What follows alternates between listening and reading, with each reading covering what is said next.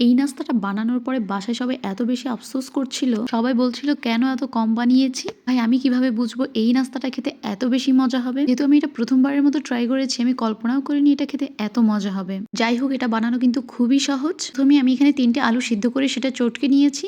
এরপর নিয়ে নিয়েছি হাফ কাপের মতো সুজি এবং স্বাদ মতো লবণ। এরপর আমি সবগুলো একসাথে ভালোভাবে হাত দিয়ে মেখে নিব। সবগুলো মাখানো হয়ে গেলে আমি একপাশে এটা রেখে দিব। এই তো আমার মাখানো শেষ। এখন আমি এটার জন্য একটা পুর তৈরি করব। আর পুরটা তৈরি করার জন্য চুলায় কড়াই বসিয়ে তেল দিয়ে দিয়েছি পেঁয়াজ কুচি।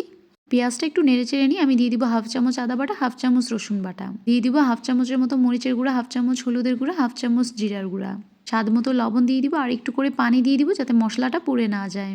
এখন আমি ভালোভাবে মশলাগুলো নেড়ে চেড়ে কষিয়ে নিব। কষানো হয়ে গেলে আমি এখন এখানে 2টো ডিম ভেঙে দিব, দিয়ে দিব পরিমাণ মতো কাঁচামরিচ কুচি। এখন আমি ডিমটাকে নেড়ে চেড়ে নিব। ডিমটা মশলার সাথে আমি ভালোভাবে ভেজে নিব। প্রায় 5 মিনিটের মতো ননস্টপ নাড়াচাড়া করে নিলে কিন্তু আমার ডিমটা ভাজি হয়ে যাবে। ডিমটা হয়ে আসলে আমি নামানোর আগে করে এখানে ধনেপাতা কুচি দিয়ে দিব। এই তো নাস্তাটা বানানোর জন্য যে পুরটা দরকার ছিল আমার এখন সেই পুরটা রেডি হয়ে গিয়েছে। আর এই ডিমের পুরটা খেতে যে এত মজা, এটা কিন্তু খালি খালি খেয়ে ফেলতে ইচ্ছে করছিল। যাই হোক, আমার আলু ডোটা এবং পুরটা দুইটাই কিন্তু এখন রেডি হয়ে গিয়েছে। এখন আমি হাতে একটু তেল মাখিয়ে নিব। আর আমি এখন এটা গোল গোল করে নিয়ে পাতিলের মতো শেপ করে আমি এখানে পুর দিয়ে দিব। আমার আলুটা একটু বেশি সেদ্ধ হয়ে গিয়েছিল, যার কারণে একটু নরম হয়ে গিয়েছে, তাই একটু হাতে লেগেও যাচ্ছিল।